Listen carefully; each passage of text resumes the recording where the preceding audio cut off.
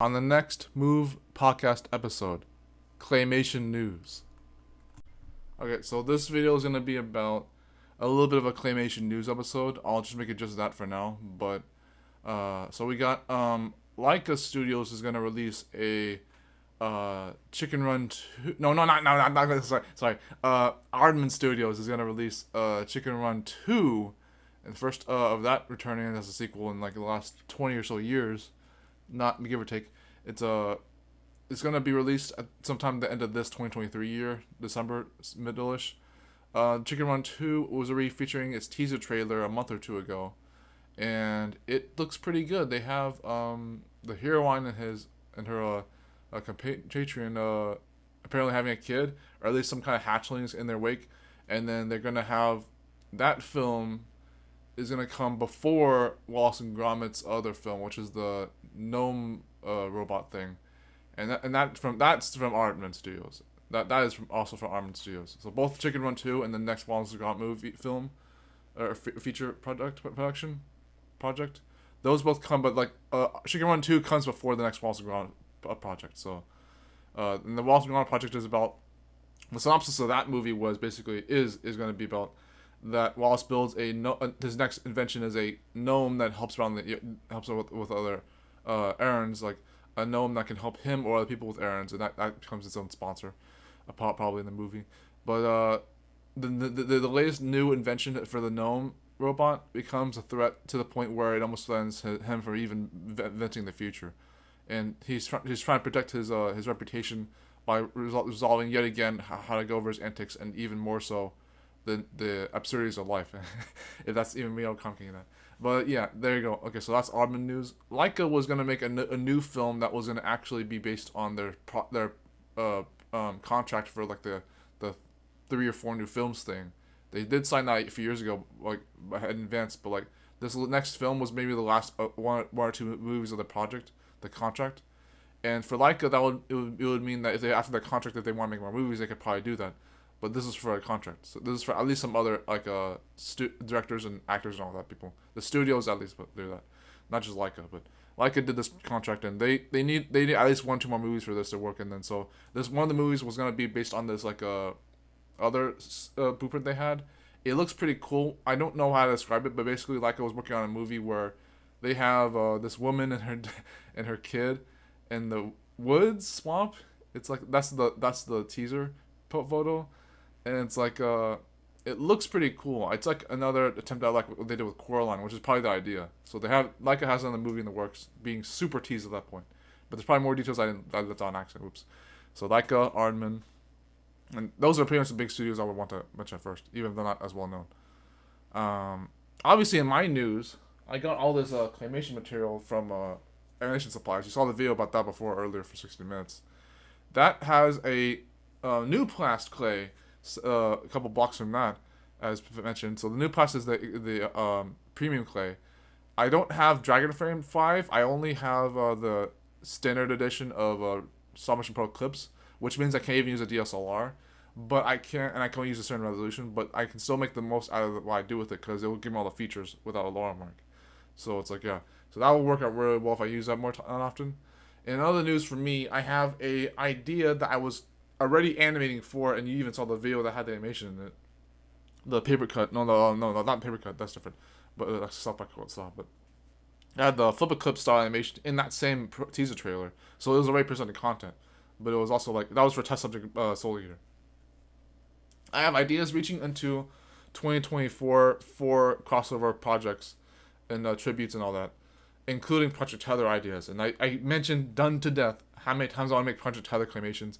I'm getting close to an idea that might actually work for once, and not just be something I'm talking about, but actually doing. So it's like Project Tether's other ideas will come into play, but for now, that test subject Soul Eater flip a clip style claymation, paper written claymation, stop animation, that animation is still available on the teaser trailer at the very end of the video, other half. You can see it now for like 5 or 10 seconds.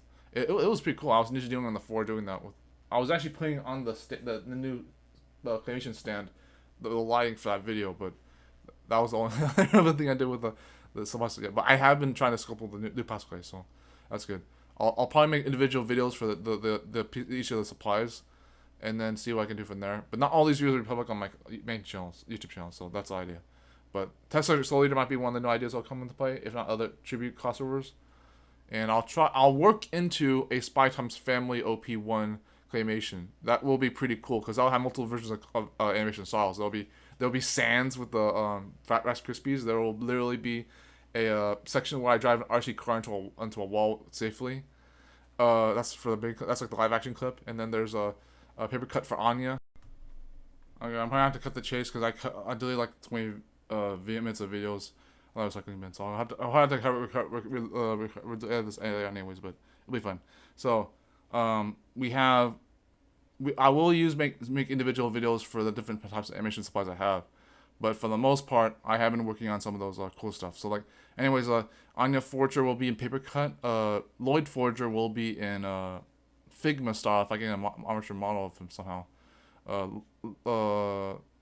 Your Forger will be in claymation style, and then Desmond will be in Sans with Rice Krispies, and then the RC car at the beginning, the intro will be done in a live action RC car model, literally. So yeah, so some of those crossovers will exist. That's Spy Times Family. The other one was Test Subject Soul Eater. There will be one for SCP Secret Laboratory and Hercules 1997. I keep teasing about that. I even keep teasing ahead of time, even more so, the Miraculous Ladybug and Lion King Disney cartoon one, based on the one half characters, Timon and Timon, the Lemming, and the Hog one's probably not Sebastian, some other fucking character Disney. That's in Little Mermaid, but the Hog character, you know what I mean? Timon and him. So I keep forgetting his name, but that's a Lion King one half and the Max Ladybug crossover. Very very temporary for that one. I could expand more on the SCP one and the Hercules, but I had to. So, and then I could easily do more claimations for things I've done before, like Hand Time, and maybe even Shao's House. I can return to Shao House again for the ED one, or the ED2 and OPU2. So the Shao's House one, I could sculpt Emiliko for like a puppet show thing or a chibi thing, or even just a full model for Emiliko if I'm ever wanting to do that. Because I did Kate and what not even that was too hard, and that was just her shadow body, black and all that. So the other crossover ideas were like Under Fist from Dream and Evil, Billy and Mandy. That was the one where I was gonna do the song from Trick or Treat Eaters, or at least a reboot of a remaster of the song I did in like 2019, and that was a little bit of a teaser for that. That was just specialized characters for that, without even making them the actual characters from the show. But if I do the actual characters from the show, I'll do something extra creative for that. All these tributes and crossovers will have something special in them, including the Tesla Soul here. Then there was an idea for, I'm gonna forget some of these anyways because there's so many, but not too many. There was an idea for a few music videos, original or not, tributes or originals. Those would be Claymation guide at that point, and there would also be some video essays that are even on this channel that are with Claymation. So, including some like education related ones, edutainment ones, like the Comet Torch from Math and all that. That will be here. So, don't worry about that. But even if it's on this main channel right away, but the music videos might be a little different. If they're not here, they'll be somewhere else. But they should be here because piano music and singing should be on this channel anyways.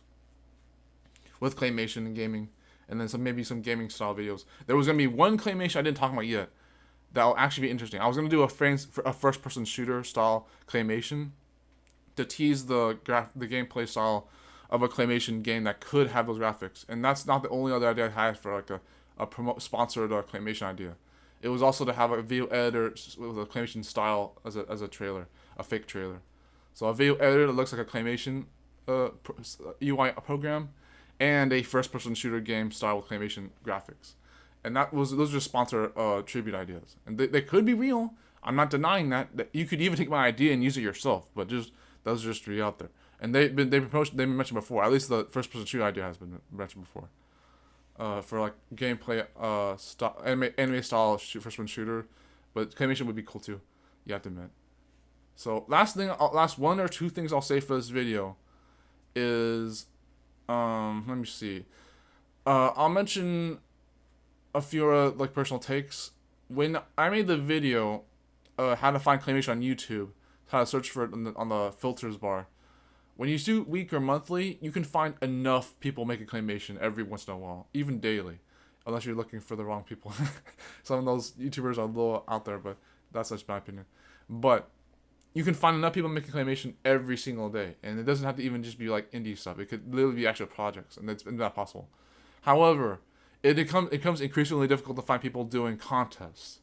When I found Howard Wimphurst's Anime Guild, and when I found John Dennis Haas's Spongella, when they were doing animation contests, they weren't necessarily for claymation. There are people who do brick films contests, and there are people who do like Lego animations and Figma. There are people who do the Bionicle style, or they do like actual claymation contests. Even the smaller channels will do that, obviously. But it's hard to find the ones that actually will be worth your time. Like, I don't mean that to be like rude, but like finding the ones that will actually be ringing true for you to actually make the most of your, well, okay, fine, yeah, time, and then not have to worry about if you did it for the right reasons. Like the rewards can be a dead ringer for that sometimes, unfortunately. When they give you like sponsors for your channel just for winning, it's like, yeah, maybe not like that. It doesn't have to be that bad, but even that can be a little awkward. But however, that being said, essentially, when I did participate a little bit in at least maybe an entry in a couple of the American contests, I didn't ever actually join them, let alone make an actual film to send to them. Not yet, at least. And Howard's not even gonna host those anymore. He's gonna have some people do it for him. He's starting to get into that anyways. But I did participate in a couple of the Spongella contests for 100 frames when they were around. Howard's still having his friends do the Emery Guild short film year annual contests, so that's good. But those are like every 8 months or so in runtime, the deadlines. But John Dennis Haas has used to do 100 frames, and when that was around every twice a year for his semester course things, you could participate every spring and summer, or it's like every winter and spring, like every like school semester for animation courses for Maya 3D animation. And anyone can join, even if you weren't doing 3D animation in Maya. You could do 2D, and you don't have to be that bad, but as long as it was 100 frames or less. But you could do 3D animation because that would be easier to guide in those frames per second thing. I was doing stop motion a couple times for one of each of his other years. It was like one for Christmas 2019 and another for 2021's spring semester.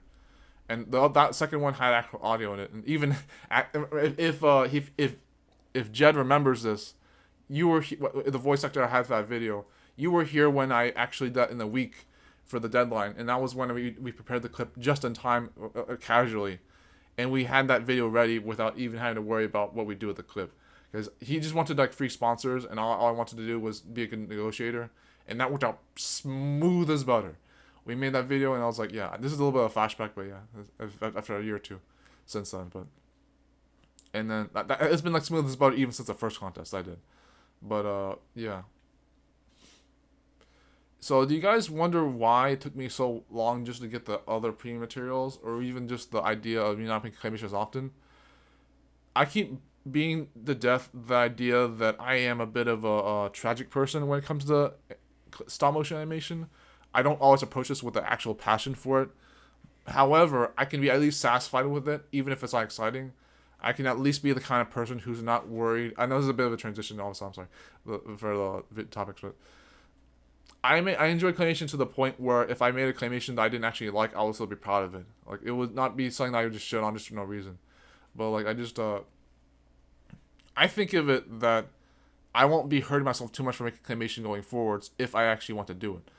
That it will still be okay, but, there are ideas and projects I won't give up on. There are some intentions for claymation that I won't just suddenly cop out of just because I know that I didn't have the best intentions or even the best environment for it or the best mindset. But if I need more time to recover and figure that out, I will.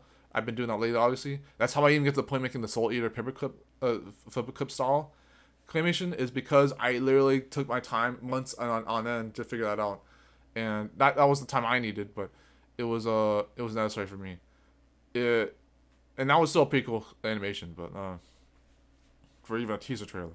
But yeah, if I need a little bit more time, I'll take my time. But other than that, the easiest way I can go about this is to just take baby steps and get started with things I know I'll want to do, and see if I enjoy them.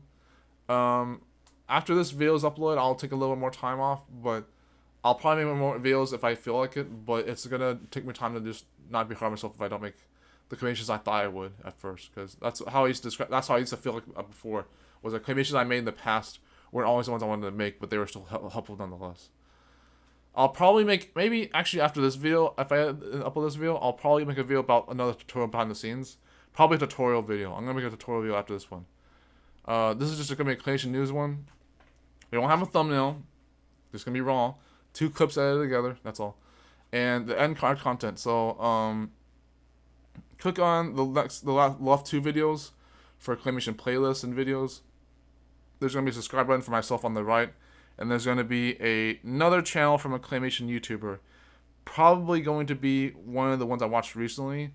If it's not a studio, animation studio popular one, or if it's not going to be anyone else, then yeah, go ahead and spend over 20 seconds wherever I put the end card.